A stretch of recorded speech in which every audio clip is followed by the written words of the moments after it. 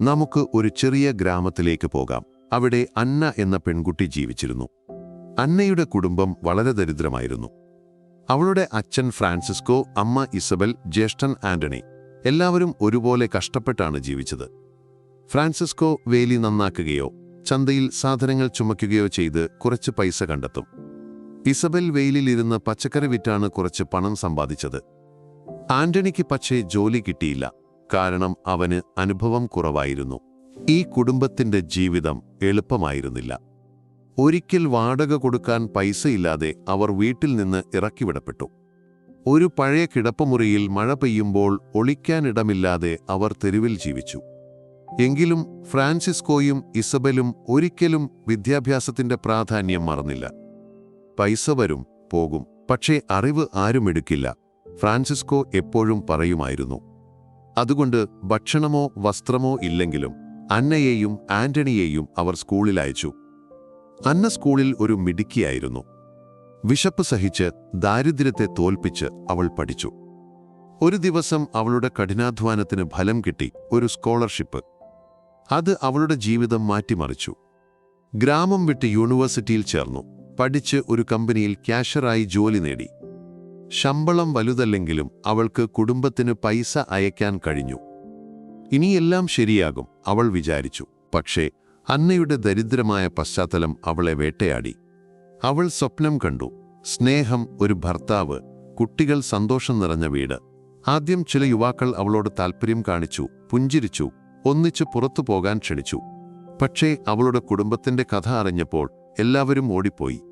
ആർക്കും ഒരു തെരുവിൽ ജീവിച്ച പെൺകുട്ടിയെ വിവാഹം കഴിക്കാൻ താൽപ്പര്യമില്ലായിരുന്നു. ഇത് അന്നയെ വേദനിപ്പിച്ചു. ആന്റണിക്കും ഇതേ പ്രശ്നം നേരിട്ടു. അവന്റെ ദാരിദ്ര്യം കാരണം പെൺകുട്ടികൾ അവനെ നിരസിച്ചു. ഇത് കണ്ട് അന്നയുടെ ഹൃദയം തകർന്നു. ഒരു ദിവസം ഇസബൽ ഒരു കവറുമായി വീട്ടിലെത്തി. ഫ്രാൻസിസ്കോ ഗൗരവത്തോടെ പറഞ്ഞു: അന്ന, ഒരു ധനികൻ നിന്നെ വിവാഹം കഴിക്കാൻ ആഗ്രഹിക്കുന്നു. അവന്റെ പേര് ശ്രീ ഹവിയർ, 60 വയസ്സുള്ള ഗ്രാമത്തിലെ ഏറ്റവും ധനികനായ മനുഷ്യൻ. അന്ന ഞെട്ടി. 60 വയസ്സോ? അവൻ എൻ്റെ അച്ഛൻ്റെ പ്രായമല്ലേ? അവൾക്ക് വിശ്വസിക്കാൻ കഴിഞ്ഞില്ല. ഹവിയറിന്റെ കത്തിലെഴുതിയിരുന്നു: ഞാൻ നിന്നെയും നിന്റെ കുടുംബത്തെയും സംരക്ഷിക്കും. ഈ വിവാഹം നിനക്ക് സുരക്ഷിതത്വം നൽകും. അന്നയുടെ ഹൃദയം മുറുകി. അവൾക്ക് 23 വയസ്സ് മാത്രം. അവൾ സ്നേഹം ആഗ്രഹിച്ചു, സന്തോഷം ആഗ്രഹിച്ചു. പക്ഷേ അപ്പോൾ ഒരു ഞെട്ടിക്കുന്ന കാര്യം അവൾ അറിഞ്ഞു: ഫ്രാൻസിസ്കോയ്ക്ക് ഒരു ഗുരുതര രോഗമുണ്ട്. ചികിത്സയ്ക്ക് ഒരുപാട് പൈസ വേണം. അവർക്ക് അതിന് കഴിവില്ല. അന്നയ്ക്ക് തോന്നി തന്റെ കുടുംബത്തെ രക്ഷിക്കാൻ ഈ വിവാഹം മാത്രമാണ് വഴി. അവൾ കരഞ്ഞു, പക്ഷേ തീരുമാനിച്ചു: എന്റെ കുടുംബത്തിനു വേണ്ടി ഞാനിത് ചെയ്യും. വിവാഹ ദിവസം അവൾ ഒരു നീല ഫ്രോക്ക് ധരിച്ചു, മുടി മനോഹരമായി ഒതുക്കി. ഹവിയർ വരുന്നതും കാത്ത് അവൾ ഭയത്തോടെയിരുന്നു. ഒരു കറുത്ത കാർ വന്നു. അതിൽ നിന്ന് ഒരു വൃദ്ധനിറങ്ങി, മുഴുവൻ നരച്ച മുടി, കുറച്ച് കൂനിയ ശരീരം. പക്ഷേ അവന്റെ കണ്ണുകളിൽ ഒരു ഊഷ്മളത ഉണ്ടായിരുന്നു.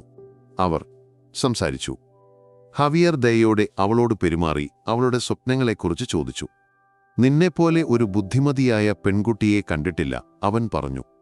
അന്നയുടെ ഭയം കുറഞ്ഞു. ഒരു പക്ഷേ ഇതത്ര മോശമാകില്ല, അവൾ വിചാരിച്ചു. വിവാഹം നടന്നു. ഒരു വെളുത്ത ഫ്രോക്കിൽ അന്ന ഒരു വധുവിനെ പോലെ തിളങ്ങി. പക്ഷേ അവളുടെ ഹൃദയം ഭാരമുള്ളതായിരുന്നു. ഹവിയർ അവളെ നഗരത്തിലെ തന്റെ വലിയ വീട്ടിലേക്ക് കൊണ്ടുപോയി. എല്ലാം ആഡംബരമായിരുന്നു. വലിയ മുറികൾ, തിളങ്ങുന്ന തറ, വില കൂടിയ സാധനങ്ങൾ. പക്ഷേ അന്നയ്ക്ക് പേടി തോന്നി. ആ രാത്രി അവൾ ഭർത്താവിനൊപ്പം ഒരു മുറിയിൽ താമസിക്കണം. അവൾക്കൊരു പുരുഷനോട് അടുക്കാൻ പോലും അനുഭവമില്ലായിരുന്നു. ഹവിയർ അവളുടെ പേടി മനസ്സിലാക്കി. നിനക്ക് പേടിക്കേണ്ട, ഇത് നിന്റെ വീടാണ്, അവൻ ദയോടെ പറഞ്ഞു. പിന്നെ അവൻ കുളിക്കാൻ പോയി. അന്ന ബെഡിലിരുന്നു, ഹൃദയം വേഗത്തിൽ മിടിച്ചു. മണിക്കൂറുകൾ കഴിഞ്ഞിട്ടും ഹവിയർ തിരിച്ചു വന്നില്ല. വെള്ളത്തിന്റെ ശബ്ദം മാത്രം കേൾക്കാം. എന്താണ് സംഭവിക്കുന്നത്? അവൾ ഭയന്നു. പെട്ടെന്ന് ബാത്റൂമിന്റെ വാതിൽ തുറന്നു. അവിടെ നിന്നത് ഒരു യുവാവായിരുന്നു. ഉയരമുള്ള, ശക്തനായ, സുന്ദരനായ ഒരു യുവാവ്. അന്ന ഞെട്ടി. നീ ആര്? എന്റെ ഭർത്താവ് എവിടെ? അവൾ ഭയത്തോടെ വിളിച്ചു. അന്ന, ഞാനാണ് ഹവിയർ, അവൻ ശാന്തമായി പറഞ്ഞു. അവൾക്ക് വിശ്വസിക്കാൻ കഴിഞ്ഞില്ല. നിന്റെ ഹൃദയം പരീക്ഷിക്കാൻ വേണ്ടി ഞാൻ വൃദ്ധന്റെ വേഷം ധരിച്ചു, അവൻ വിശദീകരിച്ചു. യഥാർത്ഥത്തിൽ ഹവിയർ ഒരു യുവാവായിരുന്നു, തന്റെ ജീവിതത്തിൽ ഒരു യഥാർത്ഥ സ്നേഹം തേടുകയായിരുന്നു. അവൻ തുടർന്നു, നിന്റെ ദയ കണ്ടിട്ടാണ് ഞാൻ നിന്നെ തിരഞ്ഞെടുത്തത്. ഒരിക്കൽ നീ ഒരു വൃദ്ധനെ, എന്റെ മുത്തച്ഛനെ സഹായിച്ചു. അവൻ നിന്റെ ദയയെക്കുറിച്ച് എന്നോട് പറഞ്ഞു. അവന്റെ അവസാന ആഗ്രഹമായിരുന്നു ഞാൻ നിന്നെ വിവാഹം കഴിക്കണമെന്ന്. അന്നയുടെ കണ്ണുകൾ നിറഞ്ഞു. എല്ലാം വ്യക്തമായി. ഹവിയർ അവളെ സ്നേഹിച്ചിരുന്നു. അവളുടെ ഹൃദയത്തിന്റെ നന്മയാണ് അവനെ ആകർഷിച്ചത്. നിന്റെ രൂപം എനിക്ക് പ്രശ്നമല്ല, ഞാൻ നിന്നെ സ്നേഹിക്കുന്നു ഹവിയർ, അവൾ പറഞ്ഞു. അവർ ആലിംഗനം ചെയ്തു. കണ്ണീരും സന്തോഷവും ഒരുമിച്ചൊഴുകി. അന്നയുടെ ജീവിതം മാറി. ഹവിയറിനൊപ്പം അവൾ സന്തോഷത്തോടെ ജീവിച്ചു. അവരുടെ കഥ യഥാർത്ഥ സ്നേഹത്തിന്റെയും ദയയുടെയും ഒരു അടയാളമായി. നിങ്ങൾക്ക് ഈ കഥയെപ്പറ്റിയുള്ള അഭിപ്രായം താഴെ കമന്റിൽ പറയാൻ മറക്കരുതേ. ഇതുപോലെയുള്ള കഥകൾ കേൾക്കാൻ ചാനൽ സബ്സ്ക്രൈബ് ചെയ്യാനും ബെല്ലൈക്കൺ അമർത്താനും മറക്കല്ലേ. മറ്റൊരു പുതിയ സ്റ്റോറിയുമായി നമുക്ക് വീണ്ടും കാണാം. Thank you.